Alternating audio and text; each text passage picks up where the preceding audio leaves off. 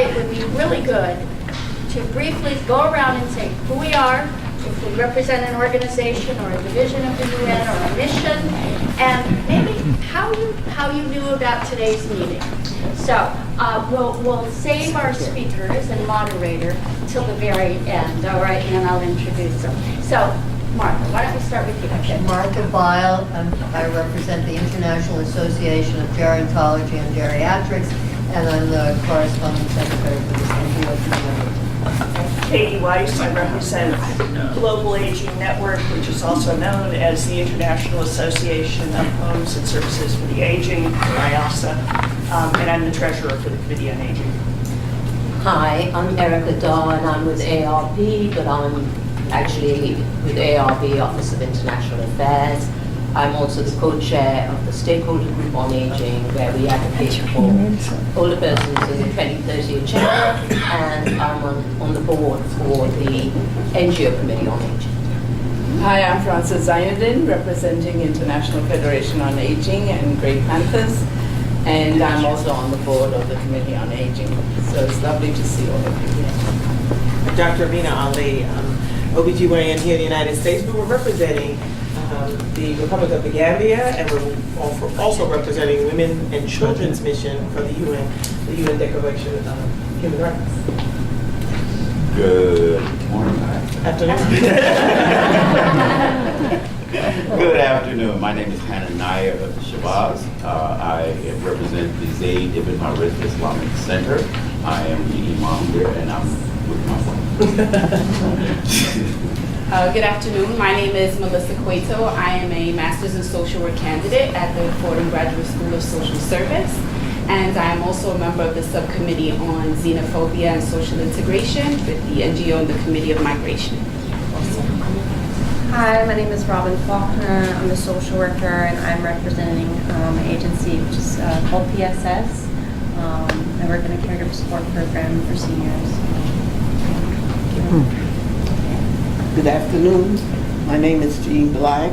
I'm a UN representative for the National Association of Negro Business and Professional Women, and I got notification via email. I'm James O'Neill, International Federation on Aging, and I got my notification by email. Hi, I'm Claude Peters. The recent past chair of the International Day of Old Persons, I might add.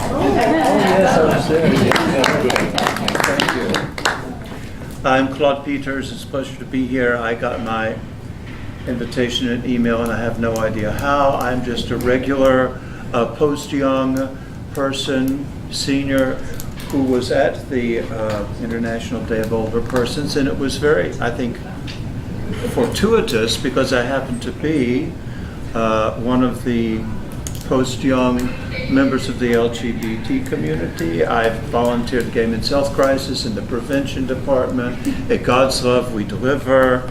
I've sung in the New York City Gay Men's Chorus for 25 years. So this is going to be very interesting. I'm happy to be here. Thank you. My name is Robert Brent. I'm a professor of economics at Fordham University, and I do research on evaluations of interventions for dementia. And I represent the International Network for the Prevention of Elder Abuse. Hi, my name is Maud Bruce About. I work for a federation that geographically is situated in France. It's called FIAPA. They have a federation of associations for the elderly. They have members mostly in Europe, also in French-speaking Africa and the Caribbean, and now apparently also in China. I'm Catherine Tinker. I'm a lawyer and president of an NGO accredited here at the UN, the Tinker Institute on International Law and Organizations. And we've been coming to the International Day of Older Persons and the Open Working Group on the Rights of Older Persons for several years, and now I've just formally joined this committee.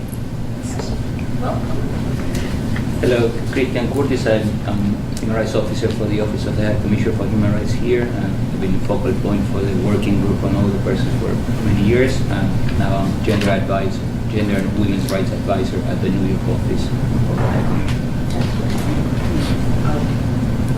My name is Andrea Stepdeich. I'm an intern under Dr. Denmark for ICP, and I'm a graduate student at NYU studying psychology.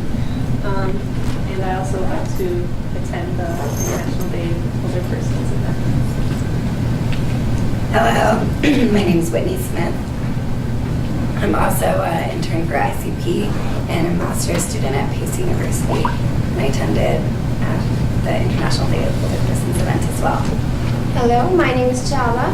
I'm doing the ICP intern. Also, I'm a graduate student at Pace University with the focus of industrial and organizational psychology.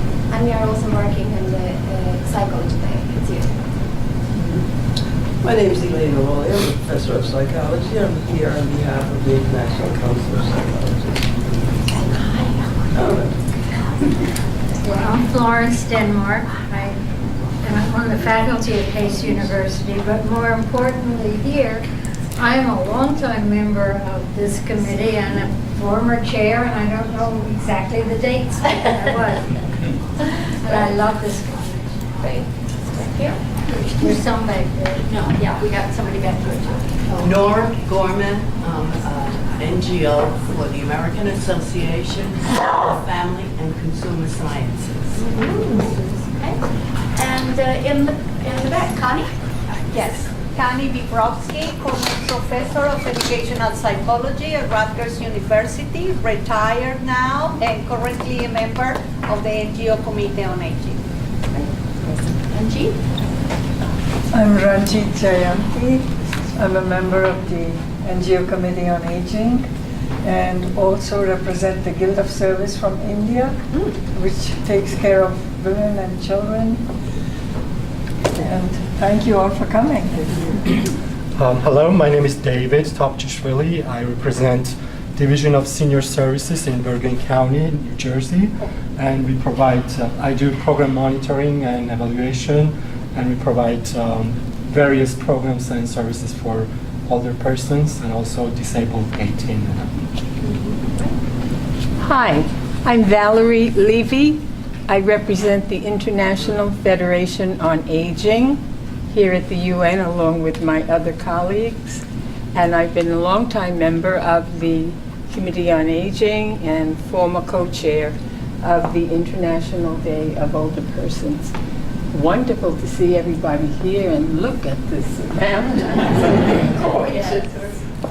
Behind the camera? I'm George Win, WorldPeaceEver.tv. Our organization already approved by the ECOSOC status. Great. Okay. Well, today we're very fortunate to have a very distinguished panel to talk with us about addressing inequalities experienced by the LGBTQI community. And Vincent Seta is our moderator, who is an intern at the Unitarian Universalist Association and a graduate student at Columbia University School of Social Work. He will subsequently also then introduce our panelists more properly. But before we do that, we're going to share a YouTube video that sort of sets the stage. Did you want to say anything more about that? No? Okay. We're going to listen to the video. So do lesbian, gay, bisexual, and transgender people. LGBT older adults face the same challenges as other older adults, including financial worries and health concerns. But LGBT older adults face additional challenges. Let's compare two women, Tina and Jackie, who were both born in 1947. In 1967 at college, Tina meets Frank, and Jackie meets Francis. On a date with Francis after work, Jackie is seen by a co-worker who tells their boss. Jackie is legally fired and takes a lesser paying job at a factory. In 1973, Tina marries Frank, but Jackie is unable to marry Francis. In the 80s, Tina and Frank have children, but Jackie and Francis are barred from adopting. After decades of hard work, in 2010, Frank and Francis retire. Tina takes Social Security spousal benefits. But because the federal government didn't recognize same-sex marriages then, Jackie is denied those benefits. In 2015, right before the freedom to marry becomes available nationwide, Frank and Frances die. Tina pays for her in-home care with her Social Security survivor benefits and funds from Frank's pension. Jackie is denied Social Security survivor benefits, and because she was not a legal spouse, is also denied Frances's pension. Their apartment was rented in Frances's name, and her state lacks non-discrimination protections in housing, so Jackie is evicted when she tries to change the lease into her name. Lacking an income and a place to live, Jackie moves into a nursing home and relies on Medicaid to pay for it. She fears discrimination if she shares stories about her past, so she doesn't talk about her life with Frances. Tina can afford in-home nursing care and has the support of her children. After a lifetime of discrimination, LGBT older adults face economic insecurity, poorer health, and reduced support networks. Find out more about the unique disparities facing LGBT older adults and how to remedy them, as well as the strength and resilience of LGBT adults at lgbtmap.org/older adults.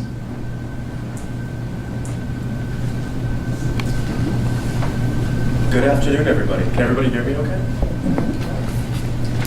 First, I'd like to give a caveat that in my presentation, very short presentation, I switched between using LGBTQ and queer.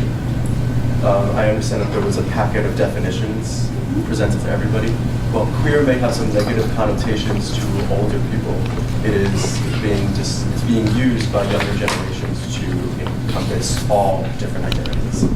And just to explain the definitions with that way.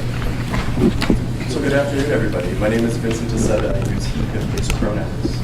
It is an honor to join all of you at this event hosted by the NGO Committee on Aging to address the unique challenges facing older LGBTQ people. I would like to begin our discussion with a moment of silence for our LGBTQ ancestors who, due to the patriarchy, white supremacy, and cultural oppression, are no longer with us to experience and enjoy their old age.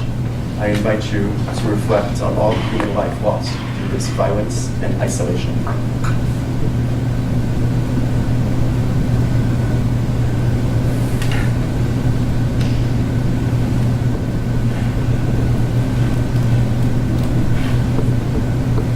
Thank you.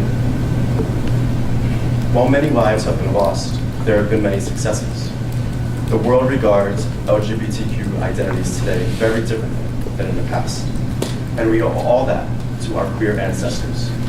People like Sylvia Rivera and Marsha P. Johnson, who in the United States, with the 2 black and brown trans women, were the first to start throwing bricks at the police at Stonewall, and initiated the very public campaign for our rights and recognition. Sylvia and Marsha are just 2 people in the pantheon of queer freedom fighters across the world who were born during a time that racked their bodies with the battle scars of living through police brutality, the AIDS crisis, conversion therapy, and the restriction of resources in a contemporary culture designed against them. I chose to remind us of this history, of this trauma, because these survivors are still with us today. And our culture is not as evolved as we would like to believe it is. In addition to processing a lifetime of trauma, older queer people are experiencing new trauma in forms of discriminatory health, housing, and social practices that continue to restrict them from living their truth. The level of freedom I experience as a queer man today is done so with recognition for those that came before, those that are still here, and those that will come in the future. With us today, we have 2 speakers. We have Patrick Aitchison, the Chief of Staff at SAGE. SAGE is the oldest and largest organization in the United States dedicated to transforming the LGBT aging experience. Additionally, Siri May is a UN coordinator at Outreach Action International. She leads work at Outreach International to ensure the visibility and rights of LGBTI people across the United Nations headquarters with a focus on human rights, gender equality, and mainstreaming peace and security and substantial development. With 15 years of engaging in civil society, governments, and the private sector on issues related to social impact and change, public health, and human rights. I will turn the floor to the both of our speakers so that they can take it away. I think I'll go first. All right. So I I'm Patrick Aitchison, Chief of Staff at SAGE, and thank you for having me here, and thank you for IFA. And I'll talk later in my presentation, but we've really struck up a great working relationship, partnership with IFA over the last couple of years. James sums it up right there. So what I was going to do is I'll just talk a little bit about SAGE, who we are, some of the issues and the effects of discrimination that older LGBTI adults face, in the U.S. and around the world, and talk about some of our efforts to support LGBTQI. I'm probably going to go with LGBT just with a mouthful, pardon me. Both here in the U.S. and we've started with some international efforts over the last couple of years. So with that, just a little bit about SAGE. So we're founded in 1978, so we're actually celebrating our 40th anniversary this year. Basically, we're about advocacy and services for LGBT older adults. We a variety that just sort of lists some of our different programs and stuff, whether it's friendly visiting, support groups for people with HIV and AIDS.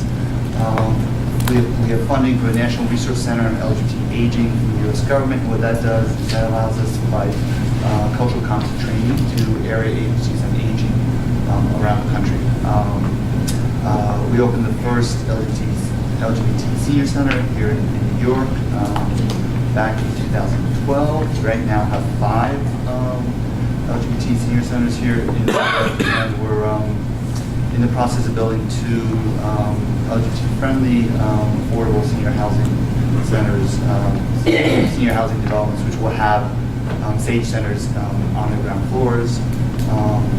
Well, we're started here in New York, but we have 30 affiliates around the country, including our most recent affiliate, which just joined last Wednesday officially, SAGE Puerto Rico.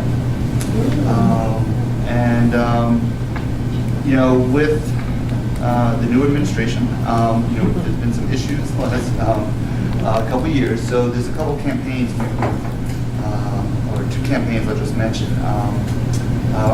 Refuse to be Invisible campaign. So basically, about 2 years ago, the Trump administration moved to remove one question from a senior survey that they do for service provided to older adults, and that question that they wanted to remove was the LGBT demographic question.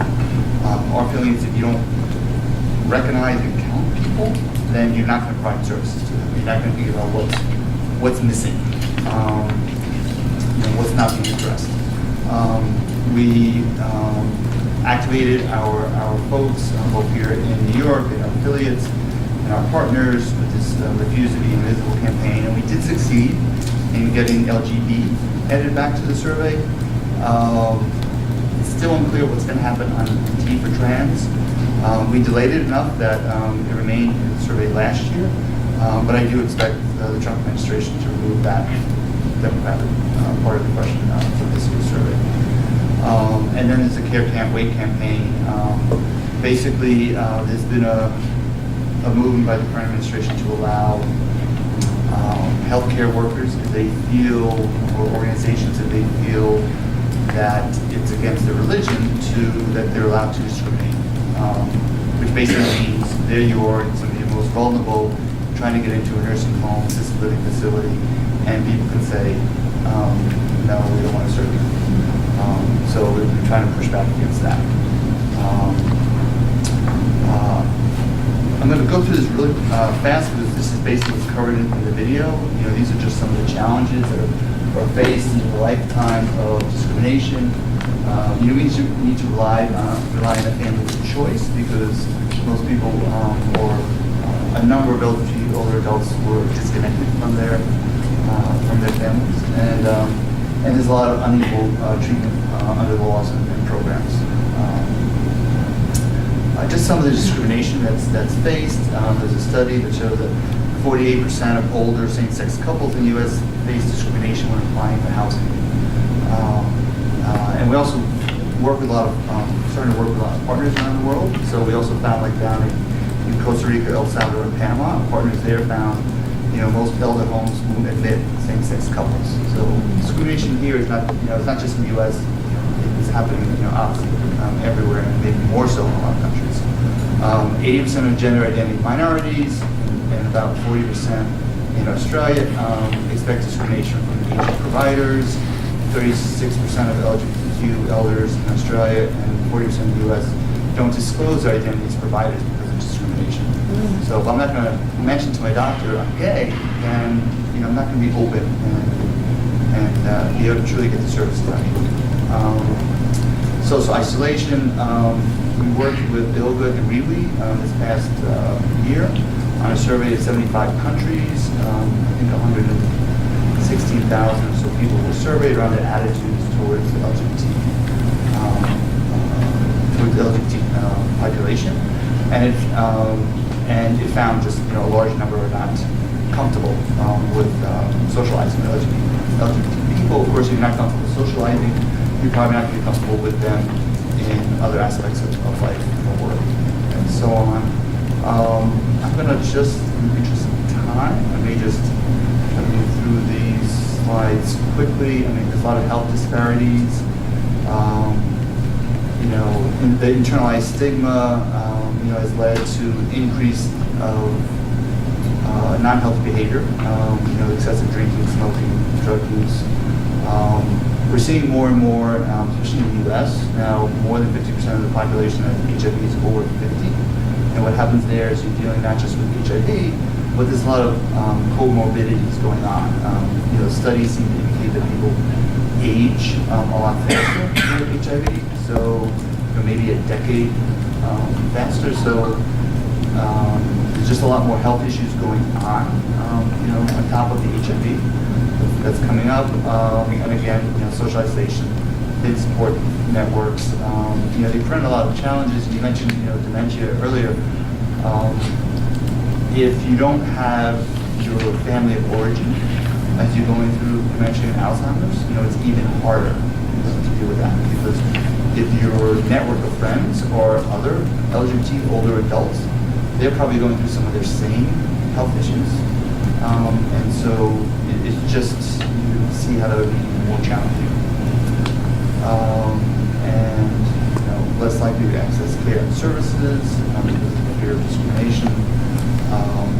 A lot of financial insecurity that also comes out of that lifetime of discrimination. A lot of subgroups have, additional issues. Transgender older adults, more likely to face unemployment, more likely to have lower household income. There's the buildup of different discrimination going on between if you're a person of color in the U.S. and you were LGBT. You can see how that's has led to additional issues around disability. Stage do, first off, we want to leverage the resilience of our folks. These are folks who got through Stonewall, as you mentioned, got through the HIV AIDS epidemic, at least the worst years of it. And so they're used to fighting, they're used to coming together, which is one great thing to see with the LGBT community here in New York and around the country. Organizations are willing to work together to try to have impact.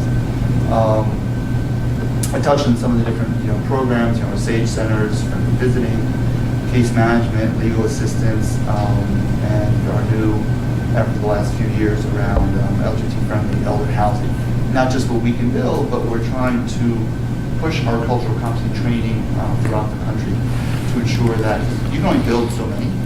Really, you want to ensure that where people are living, where they're going to access their housing, is LGBT friendly. So we've expanded our cultural competency efforts to housing providers. But we're looking to change systems. So we want to, where possible, we push at the national, state, and local level to have inclusive public policies for LGBT adults. We're looking to train aging providers, both in housing and also in assisted living, senior nursing homes, and so on. And the last few years, we're also moving towards more cross-generational efforts, intergenerational. The LGBT community itself tends to be historically pretty ageist, where as you get older, you become more visible. And so we've been doing more efforts to try to bring the generations together. We want to increase the visibility of LGBT, older adults, consumer education, including people understanding their rights. I mean, some of their rights may be under attack, but still there are rights that we have in terms of fair housing and so on. Obviously advocating against housing discrimination. We've pushed to ensure that the Older Americans Act here in the U.S. is as accommodating to our population as possible, and we've been pushing the last number of years for LGBT older adults to be identified as a community of greatest need. That's probably not going to go anywhere in the current administration. But again, we're pushing national, local, anti-discrimination protections, inclusive caregiving policies, and our caregiving efforts. A big part of what SAGE does is about partnership. So whether it's partnering with IFA or here in the U.S. partnering with a lot of organizations like AARP, we're part of a coalition of aging organizations. There's Elders Coalition, which is SAGE, and then there's a Hispanic Asian organization, Southeast Asian group, and American Indian and Alaska Native group, and Asian American Pacific Islander group. Together, like right now, we've just kicked off a caregiving initiative. We want to ensure that caregivers are supportive of all these communities. We're always pushing for improved data collection, getting back to my comments about this senior survey, and of course advocating on HIV policy. Some of the ways that we do it is, as I mentioned, the National Research Center on Aging. I'm going to jump through that in the interest of time. And international efforts. So we've started the last few years to try to work with IFA, with partners down in Latin America, to sort of raise the profile of issues and discrimination and what can be done for LGBT adults around the world. So the building of partnerships. We're looking to introduce LGBT aging to key aging discussions. Thus, with IFA, we had a large presence at the IFA's conference in Toronto last August. And we're just looking for opportunities to, just like an opportunity like this, to just raise the understanding. We started working with a number of partners down in Latin America. I'll get to that in a minute. We're looking to support dialogue and collaboration. We're just starting, and we're really talking more about it at IFA with some of our partners there. Is what can we do?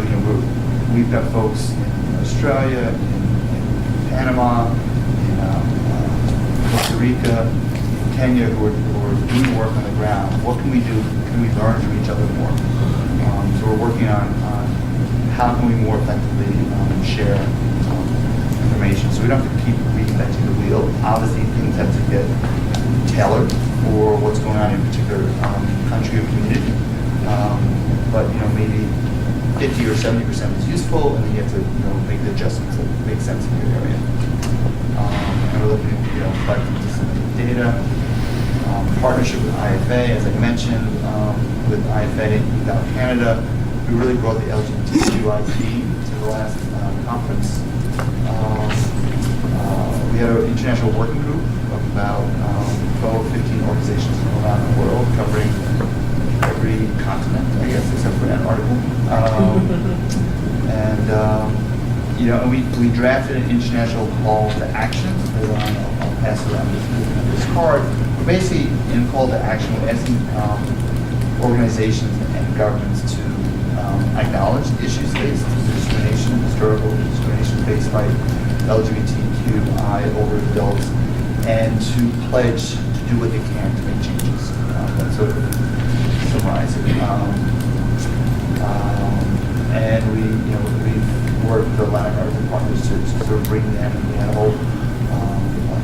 at Latin American presence at this year's IFA.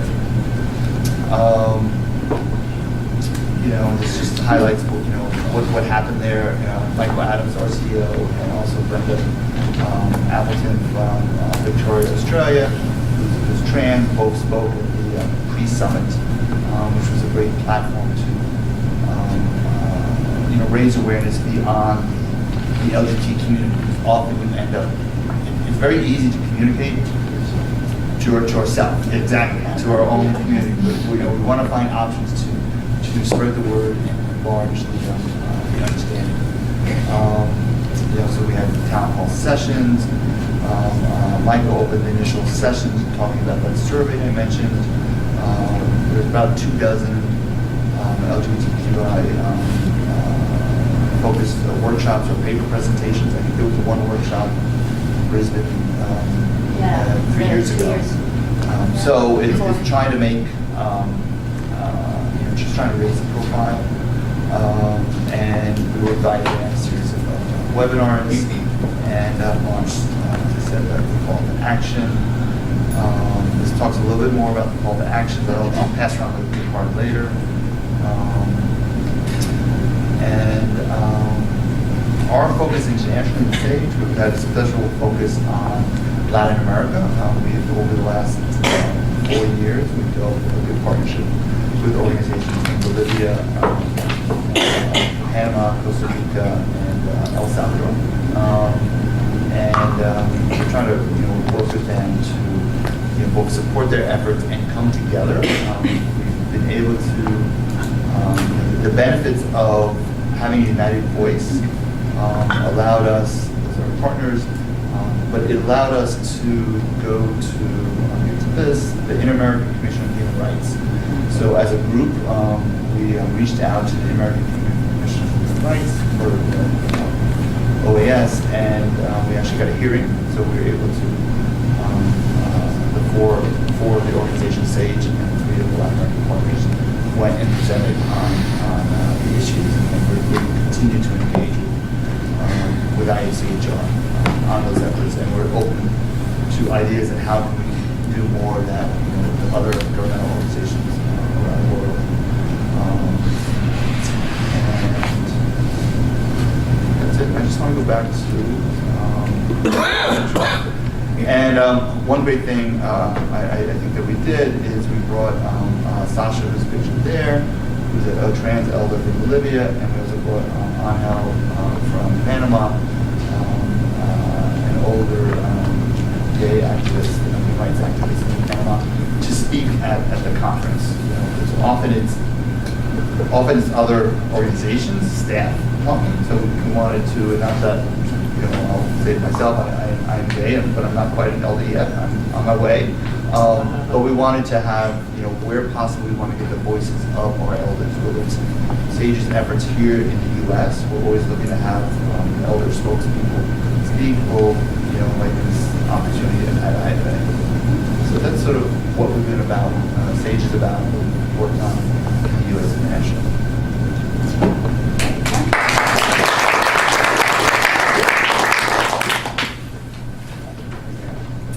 Thank you, Patrick.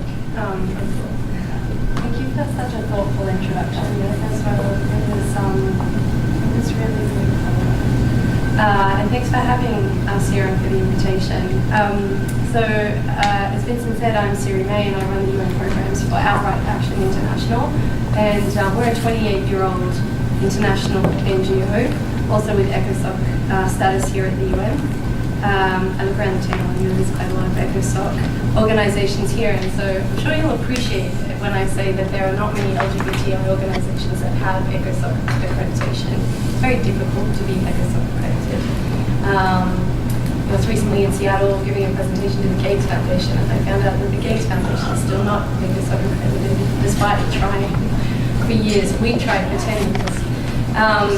Money doesn't buy it. Apparently money doesn't buy it. I'm not totally convinced that's true, but apparently it doesn't buy ECOSOC accreditation.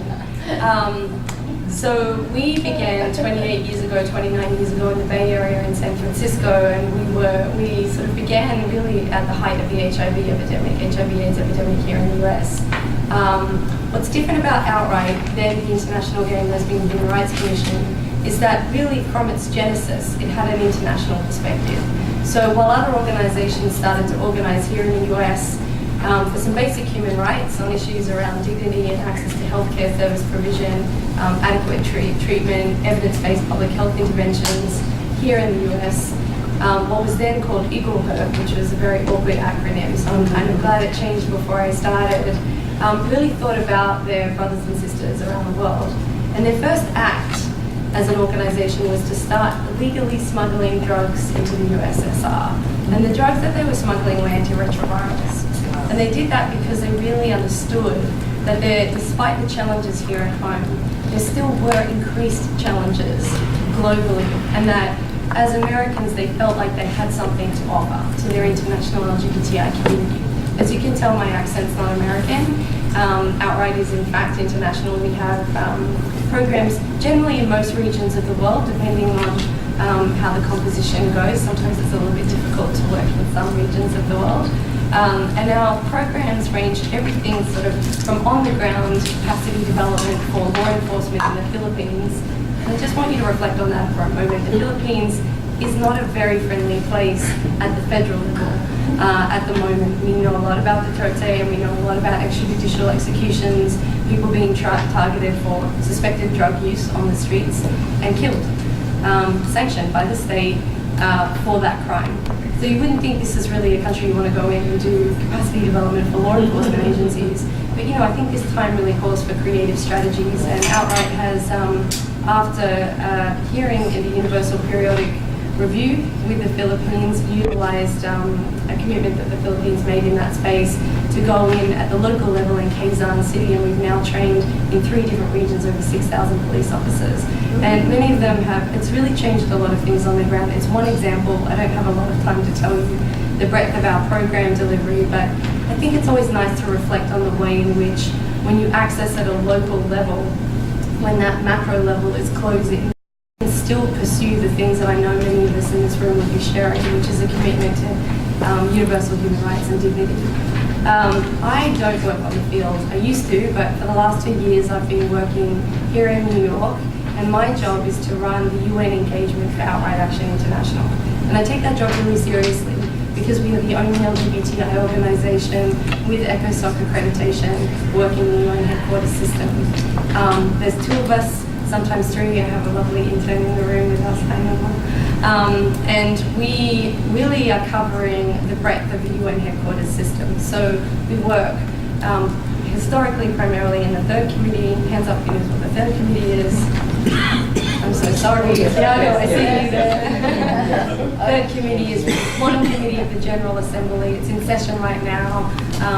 That even one negotiator in the room is actually incredible because it's a very rough few. It starts at the end of September and it ends on Thanksgiving, really. And that's where 193 countries come together and we try and agree on something like 78 different resolutions, a lot by consensus. And that covers human rights and humanitarian issues. But we also work in the peace and security space, covering the Security Council here. We work in the sustainable development space with a specific focus on the high-level political forum. I know many of you will be familiar with that. And then we work on the Commission on the Status of Women, which is annual here. 8,000 NGOs converge on New York and talk about gender justice, and we love that space. So why are we here in New York and what are we doing? Just so you get the lay of the land, and Patrick really eloquently summed up a lot of the challenges that you see here for older LGBTI people. I just want to say no on terminology, actually, to complicate it and simplify it at the same time. At the UN, we don't use LGBTI, we use SOGI, it's a new acronym. And the reason we use SOGI, which is sexual orientation, gender identity and expression, and sex characteristics, is because LGBTI is a very Western construct. It's not really reflective of the multiplicity of diversities across the world. SOGI, which is sexual orientation, gender identity and expression, and sex characteristics. And I like to talk about that a little bit because LGBTI is it's very Western. It's a community bunch of identities. I love them, but they change over time and in between people. Where I come from in Australia, we have the world's oldest unbroken culture. Aboriginal Australians and Torres Strait Islander Australians, oldest, 40,000 years worth of unbroken culture. And I'm very privileged to come from a country where that is part of the cultural landscape. They have transgender identities which are as old as that 40,000 years, called sister girls and brother boys, that's loosely translated into English. And so when we talk about LGBTI issues, it's really important that we remember this isn't a Western agenda. We have had different gender constructs and different ways of being in society for as long as humankind's existed. Christianity, the imposition of colonialism, that's really made things a bit difficult for some of those gender constructs over the world. My Whawhainina mates from Samoa would probably say it's been quite difficult for them in a post-colonial environment where their identity, which is a culturally constructed identity as a third gender, has been undermined and repressed by colonial inputs. And they feel really strongly that their identity should be encapsulated in the LGBTI agenda because it's something different. They're also about climate justice and post-colonial self-determination. So for us, we use SOGI because it talks to the issues of sexual orientation. Everyone has one. Everyone has a sexual orientation. Everyone has a gender identity. And everyone expresses their gender differently. And everyone has sex characteristics. And so when we say those things in international law, we're talking about traits that everyone holds. There's diversity within that. And so when you're same-sex attracted, or perhaps you inhabit a gender outside of what your society tells you is correct, maybe you're considered different in that category. Those issues change between people over time and between places. So we want to be able to hold some sense of longevity when we talk and negotiate on these issues, and we want to respect the diversity of cultures that we're trying to talk about. So that's really been a long process of consultation internationally for many years. This is where we've landed. A quick note on intersex. Intersex does not belong in an identity discussion. Intersex is not an identity. Intersex is about your sex characteristics. We all have those as well. About 1.7% of the population is born with sex characteristics that don't neatly fit on the spectrum of what we know as classically male and classically female. We used to know them as hermaphrodites in some Western cultures, and that is a particular type of intersex status. We don't use that anymore because our intersex activists have told us this isn't how we want to be referred to, and also it doesn't capture the diversity of people who have intersex status. So it's about as common as having red hair. Some intersex people are lesbian, gay, or trans, but some are not. Some are heterosexual and gender conforming or cisgender. So it's really important to remember that whilst intersex people have some, buy into the LGBTI agenda, which is mainly through interventions on their bodies without consent as babies to try and rectify their intersex status, to try and make them a proper man or a proper woman, which includes some horrendous things which, irreversibly harm their bodies and reproductive abilities for the rest of their life in the name of, I would say, homophobia. They're very worried that these little children who will grow up might potentially come out as gay or transgender, and that's a concern for them. They want them to be as normal, quote unquote, as possible. And I look around this room and it's always interesting to see, what is actually normal? So we like to include them when they like to be included, but it shouldn't be confused with an LGBT agenda or a SOGI agenda. So I'll switch to SOGI if that's okay with you. So what I do, why do we even have a presence at the UN? The global landscape is that, we've talked about a domestic setting here in the US. The global picture is a little more scary. 71 countries still criminalize consensual same-sex behavior. Thanks to India, it's now 71 and not 72. They repealed Section 377 just a few weeks ago in what was possibly one of the most beautiful judgments I've ever read. And that essentially liberated 1/5 of the world's population from potential, criminalizing of their consensual same-sex behaviors. And what they said in that judgment, which I loved, was that this is not an issue about whether Indian society thinks it's wrong or right. This is an issue about a colonial legacy. These legacies are colonial legacies. Criminalizing consensual same-sex behavior essentially comes from Britain I think 58 of the 71 countries are all British laws. And we hear a lot from our activists that before the British came, we actually have quite a lot of latitude around this. You know, there were some difficulties, but we have quite a lot of latitude. And in that decision, they articulated that narrative about the imposition of Western values on developing countries rather than the reverse, which I really appreciated. So 71 countries still criminalize, 8 still have the death penalty for this offense. 48 countries criminalize transgender people through so-called cross-dressing laws. So they regulate what you're allowed to wear and what you're not allowed to wear, and they criminalize you and incarcerate you on the basis of that. And I just want you to think about what it might be like if your dress choice might put you at risk of being in prison. So that's the legislative environment. It's not great. Then we've got the other environment, just below the line of sight of the law, and that's an environment of increased violence and discrimination for real or perceived SOGI. And I have to reiterate here that a lot of the violence and discrimination that our communities face internationally isn't actually based on who they are. It's based on a perception of what people think they are. So you might be a slightly effeminate young boy at school, and immediately you're targeted for being gay. And the words that they use are probably far more offensive than that. And this boy hasn't had an opportunity to develop one way or another. He's 8. And he's just transgressing a gender norm. So we reiterate that this is more, and you know, I'll take it to my personal experience. I too am a member of the community. I've been out for a long time and I'm happily married to my wife. I don't experience the same level of discrimination on the street that she does. She's masculine presenting. I'm not. People make an assumption about who I am based on my gender presentation.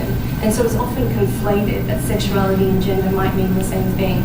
And so what we look at, where the data is available, is an unacceptably high level of violence that is targeted towards our community on the basis of this perception. Sometimes it's in reality. And that violence and those human rights violations, they do include vigilante killings. They also include honor killings, they include female genital mutilation, they include so-called corrective rape for women who are suspected lesbians as a way of curing them of their disease. They include torture and arbitrary detention. And I just want to reflect that in the last 2 years, we have seen the worst years on record for our international LGBTI community, but in living memory, since the end of World War II. And what I'm talking about is rounding up 100 men in Chechnya, arbitrarily detaining them, torturing them, and sometimes killing them, so that they would give names of their loved ones who could then also be rounded up and tortured without any access to a fair trial. I'm talking about 2 women who were publicly flogged in Indonesia for having a consensual same-sex relationship with each other. And I'm talking about young men who wear tight jeans under ISIS regimes and are tortured and thrown off buildings for suspected of being gay. So we are at a baseline level here at the UN. We don't discuss gay marriage. We don't even discuss healthcare discrimination. One of the reasons we don't do that is because we actually think things like marriage, family recognition, and relationship recognition, while they're important, belong in national spaces. They don't belong at the UN. What we think we need to do at the UN, and to your point about talking to people outside of the echo chamber, outside of the converted, is start to talk about the real impact of discrimination in relation to violence. So the only thing we focus on at Outright is a discussion about violence, because we think the 193 states sitting around the table at the third committee have more of a chance of hearing us when we talk about violence than they do when we talk about issues that are, quite frankly, often culturally contextualized and need to be driven with the principle of self-determination at home, nationally, by their movements. So we don't tend to go too broad. And so you have a flavor of what's happening. At the moment in the General Assembly, we're negotiating in the third committee, and there's only one resolution in the whole history of the General Assembly that even mentions sexual orientation and gender identity. One. And there's 78 a year in the third committee alone, so it's a lot to think about. And that resolution is a resolution on extrajudicial violence. So it's a resolution that says, it's not really a good idea to hurt people or kill them or target them outside of the rule of law. And you would think, all right, we could probably agree on that, right? Like, it's not a good idea to do that. And we know the people who are at increased risk of that. Women, human rights defenders, and LGBTI people. That is not a resolution that has consensus. That goes to a vote, and it goes to a vote in two places. One, on the inclusion of sexual orientation and gender identity, and two, on the actual resolution as a whole, once that paragraph stays in. So that means that there's no consensus that LGBTI people shouldn't be targeted for violence outside of the judicial system. So when I say we focus on violence, there's a really good reason for that. When we talk about older people, and we do that a lot, what we do is try and name intersecting and multiple forms of discrimination that people experience in the LGBTI community, and aging is one of those. So we know that LGBTI people really, they fit into every facet of our community across the world. They're old, they're young, they're from different socioeconomic brackets, they're from different cultural backgrounds, they have different hobbies, they have different likes, they don't all like each other. And it's important to remember that they're heterogeneous. We're not talking about one big group of people. We're talking about lots of different people.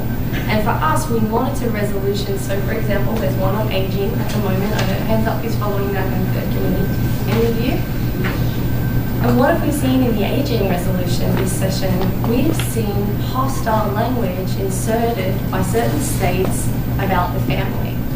And what do we know when family gets inserted into resolutions with vulnerable communities? It means they're trying to stop the line of sight of international human rights law to individuals in those families. And who do we know is vulnerable in families? Older people, younger people, women, and LGBTI people. And just so you get a sense of that, that's not a global South issue. Here in New York, 40% of the homeless population under 25 is LGBTI identified. 40%. And so that means that those young people think it's safer on the streets of New York than it is in their family home. And their family home is the site of violence for them. So there's a lot of parallels between that and women's rights, right? Surfacing domestic violence as a human rights issue, surfacing rape as a human rights issue, or even as a criminal justice issue, international criminal justice issue. So for us, whilst we don't specifically focus on the nuances of aging alone, what we try and do is surface an LGBTI analysis and a gender analysis in every single resolution or each relationship with the UN mission, and we have many, or our work with UN agencies, to ensure that when they are talking about aging or disability or Indigenous people or women of African descent, they remember that that doesn't just mean one version, that it means that we are diverse. And that, if we're going to really think about the sustainable development call to action, leave no one behind, what that means is intentional inclusion. And intentional inclusion looks exactly like what Patrick's been talking about today. It looks like competent service delivery. It looks like evidence-based public health interventions. And it looks like moving away from a moral argument into an argument about what's right, about how to do good service provision that's based on statistics, based on need, so that all of your population are treated with equality under the law, but also with dignity and compassion at a time in life where there are multiple and intersecting forms of discrimination really create a nexus of vulnerability. Before I came to New York, I actually worked with the Australian Human Rights Commission, and some of the statistics you're talking about came out of the Australian Human Rights Commission when we looked at unpacking the implications for older people who are part of the LGBT community, trying to access service provision after all of the tragedy and trauma that as a community they've experienced. There's some exceptions there, of course. And what we found is that once we started doing capacity development and service provision, it became less about this type of argument and more about exactly what you've mentioned, bringing old people with older people with diverse experiences into those settings to talk about their lived experience and to humanize the issue. So what I would ask for you to do as an NGO committee is to consider the ways in which when you move forward, any unconscious bias plays out about gender, about sexual orientation, and use your own experiences of structural barriers to apply them to a more kind of roomy analysis of what we do in this particular era.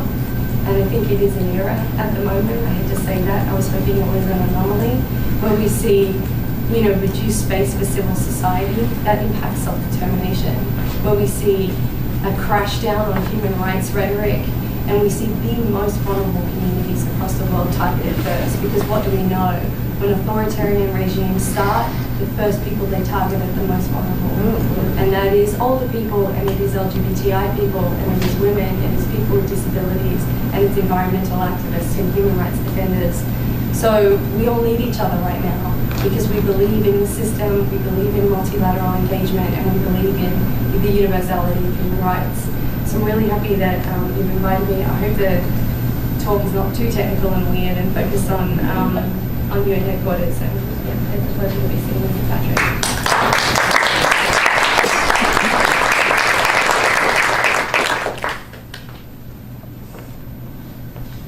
If anybody has any questions for the speakers, now you have opportunity to have those.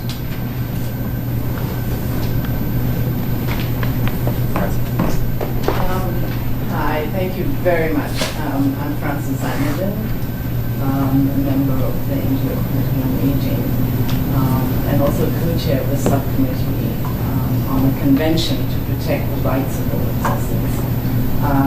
This has been an amazing presentation from all of you, and we really appreciate it. Given the fact that in the context of discussing a convention to protect the rights of older persons, many member states are not in agreement with that yet. And they're discussing a lot of issues, and finding gaps is one of the issues, because many member states have said the rights of older persons are covered by all the other conventions and the Universal Declaration of Human Rights. So one tactic is to say, well, it's not all covered fine. So there are a number of issues, whether in the area of employment or health services, long-term care, elder abuse, all that sort of thing, including older LGBT. I'm afraid it's all very depressing. While it was very enlightening what you said, it's all very depressing because to highlight that as a gap, probably would not figure in our discussion, because that will probably tear the whole thing apart. So we have to obviously tread very carefully, and I think our committee would need to consult with you on a number of issues.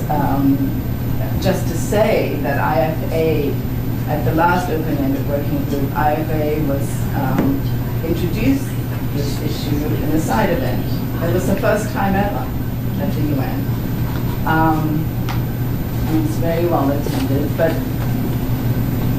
what we've been saying is that it takes a long time for people, and not just governments, even individuals, to address these issues. I just wanted to ask, how long did it take Heartbright International to get ECOSOC status, and what were the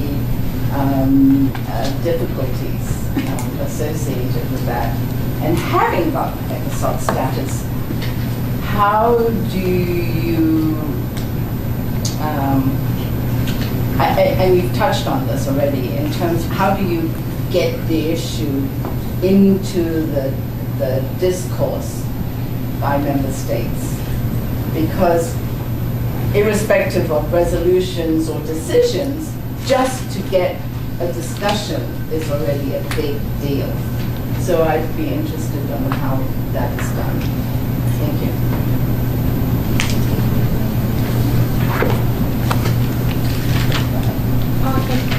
I wasn't sure if we're taking a bunch and answering them, but thanks for the question, and I have a lot of empathy for you attempting to advocate for a convention in this climate.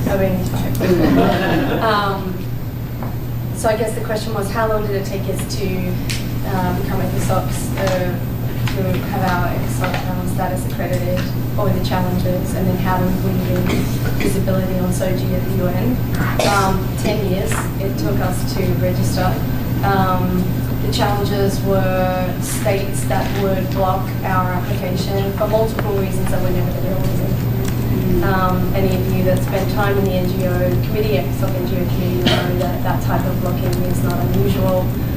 It's a proxy place for debates around, closing space for civil society, transparency, the macro level stuff, and then, issues around, well, this isn't an agreed, this issue doesn't have any consensus in international human rights law, so therefore we couldn't possibly let them into, to the fact that just less than 12 months ago, 3 Turkish human rights organizations were deregistered.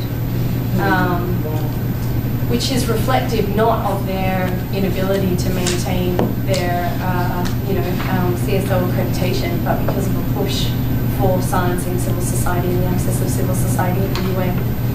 Why do we want to be at the UN? Because it gives us a point of recourse when other governments want to listen to us, right? Like it's a place for, it's not really a place as an effective bureaucracy. I wouldn't argue that about the UN, but I would say that it definitely gives us a place to shine light on human rights violations. And potentially, if I'm being optimistic, to push the needle forward on global standards. Not hard international law, but global standards. How do we weave our issues in? When I first started in this job, a very kind diplomat said to me, Siri, I'm really glad you're here. We don't really have much support on the technical aspect of this work. I just think you should know that it's going to be difficult. I said, okay, great, thanks. And this diplomat said, there are 3 issues that divide the universal membership down the middle. And I said, okay. And I was like, oh. And he said, abortion, Palestine, and LGBTQI rights. And I was like, oh, great. So what does that mean for us? It means that we spent a lot of time in UN headquarters assisting people that already have a priority on this issue. And they're all the usual suspects, and I have to say the Latin Americans make up a large part of that, and we are so grateful for their participation and their investment. What we do is, we are a founding member of the UN LGBTQI core group. It's a coalition of 24 member states. We meet once a month, we talk about this issue, and we try and progress it through the system. The other stuff that we do is less about talking to allies. Of course we need to talk to them because we have to convince them to use their political capital to keep this issue live for us. That's a big deal. There's other things going on. People are pulling out of the Paris Climate Agreement. There's issues around disarmament. Trade is up, so it's a lot to ask people to invest in their issue. Then we have the 3% over here that will never change their minds about our issue. And there are states which will remain unnamed, but are a small group that really have an investment in making sure that we remain invisible. Not just, quiet, but totally invisible. And then there's the movable middle. And so what does that look like for us? We spend a lot of time having coffee with UN mission staff. Lots. I mean, I am highly over-caffeinated on most days. I think about switching to decaf, but my Danish genetics won't let me do it. It's a lot of professional loitering. And I'm so grateful because I came from the Aboriginal community control sector in Australia, and they said to me, you have to learn how to professionally loiter in a community to gain trust first. And I applied those principles here. So we spend a lot of time talking to them because once you humanize that issue, you can show them a technical way of bringing it forward in a negotiation. It doesn't always have to be big flashy side events. Most of the work we do is under the radar.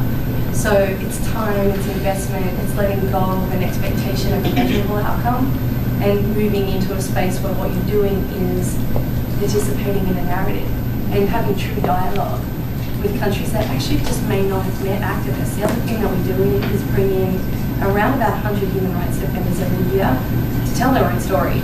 And we put them in front of representatives from their own governments if it's safe, or governments from their region. And once people connect to the reality of this issue, it's much easier to bring them along on that journey. And that's why our ECOSOC status matters, because we can bring in other voices to this system, not because I'm here. I'm just like another, well, at least I look like a white middle-class lady, and the UN is full of good, intended white middle-class ladies, and we don't need more of them necessarily. We need them to be opening the door and letting other people in. So I feel strongly about that too. That's our most effective strategy, and it's the right one.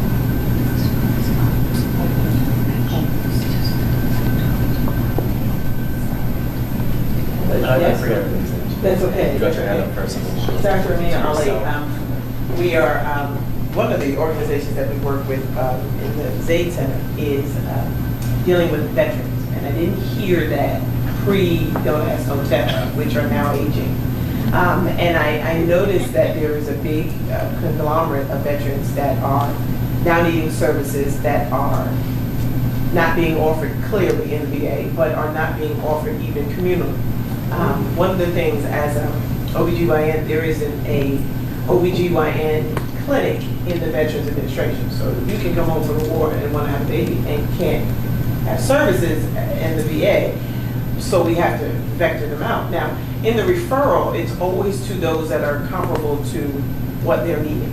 So if you're pregnant and you're of the African tradition, then of course we'll refer you comparably. But now I'm noticing is the veterans in this arena is not even talked about.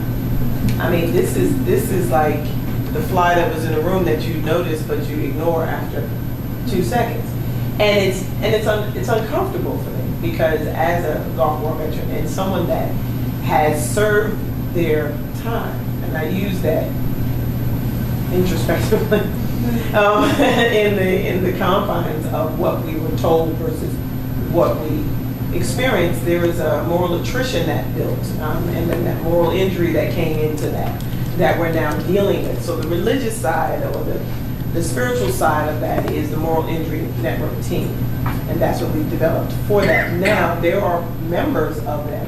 We started with women, now it's women and men. There are women and men now that are ready to come out and say, but there again with the bad papers syndrome. And if anybody's in the military, bad paper is always if you say something, someone's writing it down, and it'll end up in your record eventually. So the bad paper syndrome allows them not to even say anything then. Now we're out of the military, we took off the uniform, we're now civilians, and we're still not able to speak, and we're still not able to say anything. Now, in speaking in their defense, you know, that I like that word you used, professional lawyer. I'm going to be that new thing for veterans, and I'm going to see in that climate. So I guess my answer to my question to you, in hoping that I can get some sort of answer to either of you, how do we age in veterans that are pre-Don't Ask, Don't Tell, that are still dealing with the graying veterans, as I like that term, for the services that are necessary? Because again, they're ostracized. They're not even spoken of. Right. I mean, as many VA organizations I've been in and a member of, even in the VA, they don't speak them. So I'm wondering what is the Yeah, of course. Yeah. So, I mean, SAGE, we have a program, SAGE Vets. Oh, you do have SAGE? Yeah, it's just focused on New York State, unfortunately, because it's, you know, it's a start. Funding is always an issue. But what SAGE Vets does, part of it is trying to help people with their bad papers. We're trying to work with folks to upgrade their status, and what's being referred to is if you get discharged, especially in the times of Don't Ask, Don't Tell, you won't have, and I should know the language because especially my husband is a retired Army. But if you don't have the full honorable discharge status, as my understanding is several levels, you don't get full benefits. You don't get any benefits. You don't get any benefits after 2025. So we do have state dose program. We work it's just in New York State, unfortunately, and we try to help people both upgrade their status, and we have a staff person who goes around the state and also visits the VA hospitals and try to understand, you know, what veterans are facing and what, you know, what can we do, what counseling, what basically case management can we do to help. I mean, I would love to have it national, but it's everything's a challenge, you know, funding wise. But we're definitely very aware of that, of the issue. It's you know, and you know, and then I go back to you know, we're, you know, it's ages. We're not against the Trump administration. We have issues with certain policies, and so you go back, you know, about it was about soon after, you know, President Trump was elected and took office, and he pushed to, you know, revisit the issue of trans soldiers in the military, and that's, you know, it just takes it takes I think that was the first trans move we made. It just took the energy, the confidence out of some of the folks. I mean, I looked around, around the offices. We have, our SAGE staff. SAGE, that person's always been, we've had a few people who are always veterans. We look around the office. We have several, several veterans, and it just takes energy. I don't know, like, what do I do now? When my government basically is out to get me. Well, there's a lot of that with dishonorable discharge, and on there it says inappropriate behavior.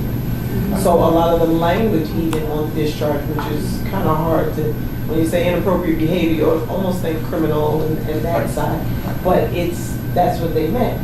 And how do you prove that? So in upgrading that bad paper, it's almost their word against yours, which of course that's a louder voice. But I think in understanding what it is that how we're fighting it, that's where you can win a war day by day by just being resilient. But I think that it's going to be an uphill battle just to prove what it is you're trying to update to get those services. It takes a lot of time. Do you see what I mean? So that's where we are right now. Like, how do you you have a package here on language, but how do we language the fact that there are services needed for this person, and the reason they were released was because of the behaviors that you found inappropriate? Do you see what I mean? Like, how do we language the need for the person that is now being viewed as someone that is inappropriate and unbecoming of the uniform? And that's where I guess we are now. So to offer the services, of course, as this what was it, the professional lawyer, and we are going to see it in a real time. But how do we now say, okay, we're going to put pen to paper and we're going to put it into bill form and we're going to push it through, and then they're looking at it as like, no, they got bad paper. Okay, so how do we prove the bad paper? How do we? So that's where I guess that's where I'm. No, I had to move that forward, and I think in the current environment, which is more challenging. So thanks for all the interventions, really solid and thought-provoking. I mean, to Siri, on your, I mean, I totally understand the prioritization of some issues. I served in Geneva 11 years, and I witnessed all the discussions on introducing a resolution and then all the counterattacks. And I was not only a witness, but a victim, because the countries that brought counterattacking resolutions just dumped that on us. So I had to organize a panel on traditional values and human rights, another on family values and human rights, and a report on family and human rights that were meant to offset the introduction. So I mean, I would have a nuance on your separation, saying the issues mentioned by Patrick are completely left to the margin of discretion of states. And the only ones that are really human rights issues are violence, because those mentioned, the ones you mentioned in very domestic U.S. language are the right to adequate standard of living, the right to social protection and social security, the right to housing, which are universal human rights. So, and what you make play there is the principle of non-discrimination on the basis of other status. So, on a legal basis, I mean, there's some room to bring these issues under the light of international human rights law. It's not only that violence is human rights issues and the rest has nothing to do with human rights issues. From a static position, then there's a difference between intergovernmental spaces, where you're right, I mean, the real politics is bleak and probably pushing for more issues than that will be. But you also have independent bodies where these issues can be pushed and have been pushed. So there is a special rapporteur, there are treaty bodies that deal with this issue, deal with the principle of non-discrimination on the basis of sexual orientation, gender identity, apply to rights which are not only the ones you mentioned, which are the right to life, the right to physical integrity. So even in the human rights space, there are some fora where you can push for issues which are not only about violence, and I would make the case that actually you are severing a little bit the idea of interdependence and divisibility, because many of the issues that have to do with discrimination in the context of health services, social security, actually reinforce violence, stereotypes, stigma. So separating them as they're completely different spheres and saying that the only place where human rights play is when it comes to violence, because there's some consensus on that, and not on the other, might be a bit dangerous, I'd say. So understand it tactically, so I wouldn't bring a resolution to say marriage is a universal human rights as a resolution at this moment in the UN. This is just a non-starter. But bearing the possibility of discussing issues regarding social protection, social security, right to health, right to adequate standard of living, under the lens of sexual orientation, gender identity, I would say it's a bit too restrictive. I love the legal analysis. So like someone that spent 11 years in junior and CHR, that's where my ethics and values and also my legal training is. I have to say, what can I say about that? We work very closely with Special Rapporteur on sexual orientation and gender identity, and have done since its inception, and also worked on getting it established. There are nuances to our strategy that I wouldn't talk about in public, and that is because it's a tactical approach, and I think it's a very important one. It's important to remember that there's no positive prescription in international law for same-sex marriage. There is a prescription on equality before the law. And tactically, we don't think it's a good idea to bring this to the global level because of the principle of discrimination, and that marriage means different things in different cultures anyway, irrespective of same-sex marriage. So I just don't think it's worthy of a debate here. And I also see my colleagues dying across the world. And at this point in time, my colleagues in the regional mechanisms in Geneva, there is a huge network of civil society that work on LGBTI issues. I am not alone, but I'm the only one here. They are the ones holding those legal arguments. If you try and mount an argument with agreed language from the Human Rights Council and the Third Committee today, irrespective of the inclusion of SOGI, I challenge you to get anywhere. It's not going to happen. And the reason I think it's not going to happen is because the Third Committee at the moment is a hostile place for human rights language. Any expansive definition on treaty body concluding observations, expanding the definition of other status, for example, we are looking at a we're looking at a rejection of the living documents doctrine for treaty body work, and we're looking at, I would say, a threat to the integrity of the Human Rights Council generally, which we've seen already with the Burundi Commission of Inquiry, this session of the Third Committee. We've seen it in the opening of the Human Rights Council report in 2016. So what I'm talking about is about an effective strategy for maintaining some traction and visibility in New York in a political space, not in the legal argument. I totally agree with you. But I have to say the biggest player here in New York, being the States, hasn't signed the economic, social, and cultural rights, or ratified it. So when we start to talk for the rights that you are speaking about, we really have a difficult time getting traction with what has historically been people who have influence in this debate. It's a discussion for a private room probably sometime. As I said, my background is human rights, so I'd love to see it applied. But tactically, this is not where we're at the moment. It's certainly become more and more restrictive in the last 2 years. One last question, I think there was one back there. Thank you. I was going to ask. So from the perspective of area agency on aging, I would like to know if you have any kind of recommendations on some evidence-based programs for us, for local governments, to one, bring awareness in the community, and then also to bring and implement some type of programs in senior centers, some activity centers, etc. Just to quickly mention, we are part of the SAGE program, orientation and training. I'm proud to say that we are platinum status holder.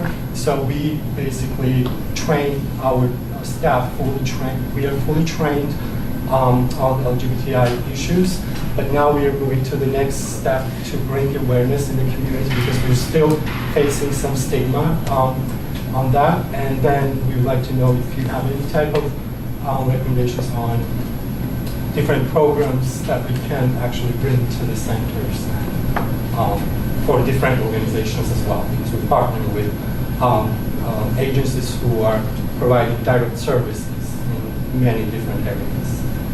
So you're asking more about like senior centers as opposed to like assisted living and nursing homes? Yes. So and as you mentioned, it sounds like you're accredited at one of the SAGE care levels or the NRC cultural competency training, one of those. That's what he's referring to is our cultural competency training that we do in two forms of it. One, the government-funded National Research Center on LGBT aging, which is offered to all the area agencies on aging, which I don't remember the number, something like 650 the countries, so they're divided out into areas around the country. But we also have a fee-for-service SAGE care, which is a similar kind of training, but we're going to nursing homes, assisted living. And that is evidence-based, that training. But in terms of more like senior centers programming, I don't know. And I'd love to get your card and I'll check back. But some type of support groups or? Yeah, in terms of what has evidence-based training, I'm not sure on that area. Do you think PFLAG might be able to help with this? They have all kinds of programs into the corporate world. They have into education. They have into faith-based communities. They might be able to also add senior centers somewhere along the way. Who's that? And even just raising the issue with N4A, which is the National Area Agency on Aging, a National Association of Area Agencies on Aging in the U.S., would go a long way. I just went to a training a few weeks ago that they collaborated on, and I think raising it with Sandy Marwood, the CEO, she'd be very receptive to perhaps inaugurating a training program for the area agencies on aging to then push out. That's just one thought. Yeah. I think our panelists will stay to answer any more questions, but before we just have a quick report on the World Forum on Data, I want to say to this panel and to our moderator, thank you very much.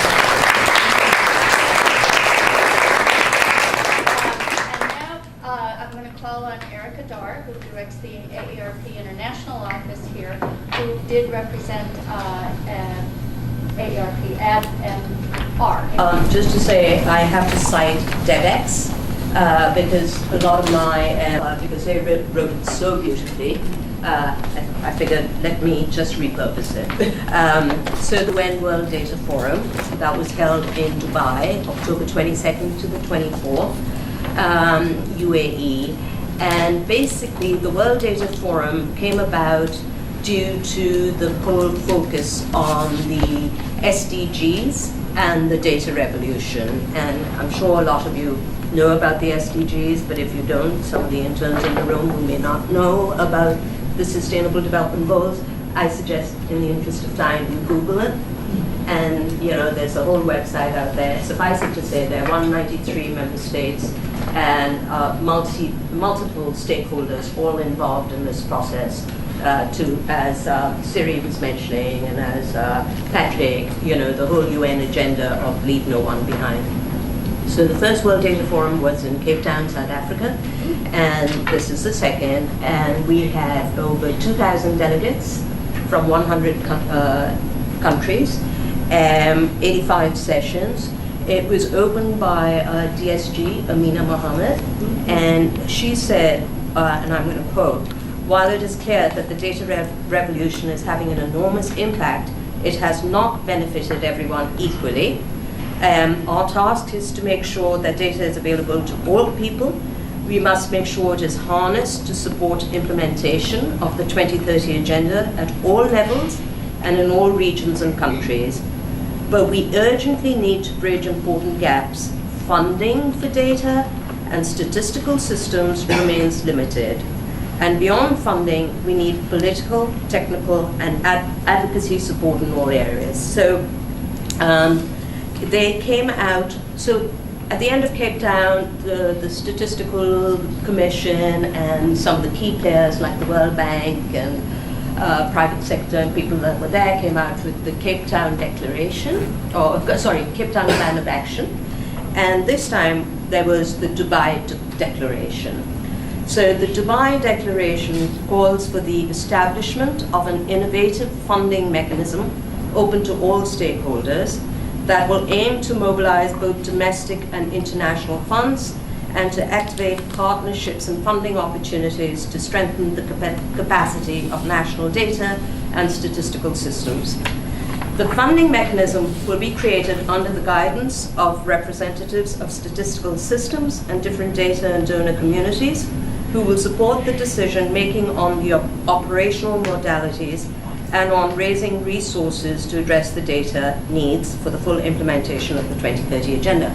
What I thought was really interesting was they actually put the World Bank on the spot. The World Bank is very involved in this, and I'll speak to something else that the World Bank just did on innovation. And they asked if the World Bank might be the institutional organization that would be the secretariat on this initiative. And they didn't say no. They didn't say no.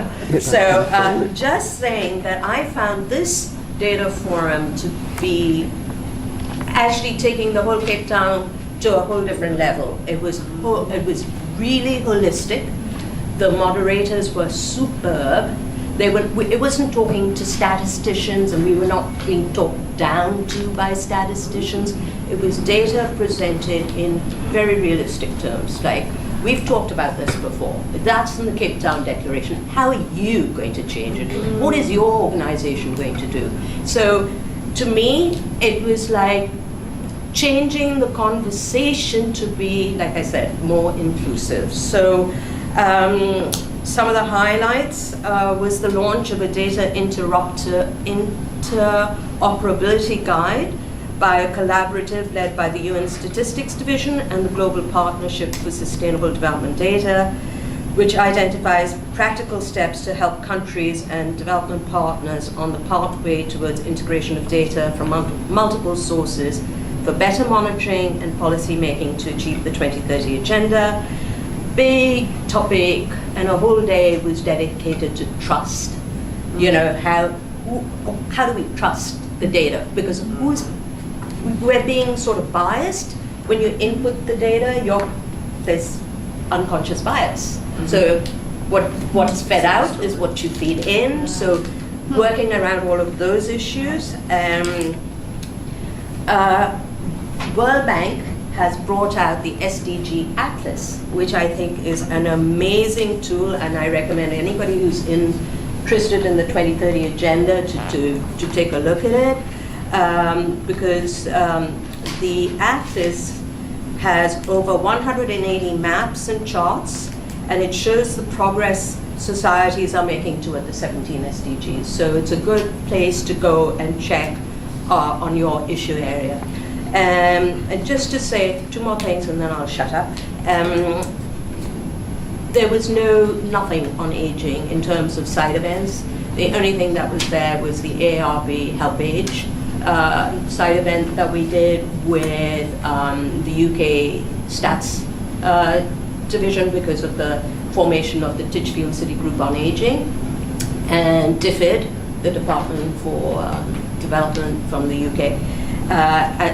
At this side event, we did a pre-launch of ARB, and HelpAge is global advocacy research tool that we're bringing out in December called Global Age Watch Insights, and it's focused on SDG 3 and health, universal health coverage to be exact,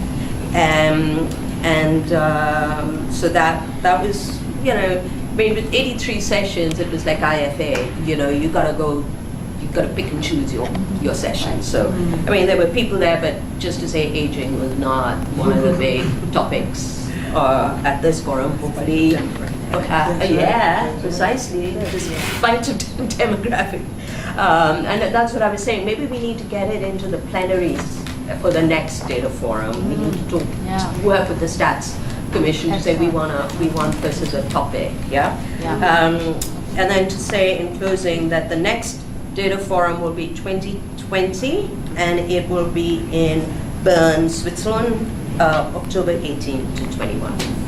If anybody needs any more information, it's all on the UN World Data Forum website. Yes. Thank you. Thank you.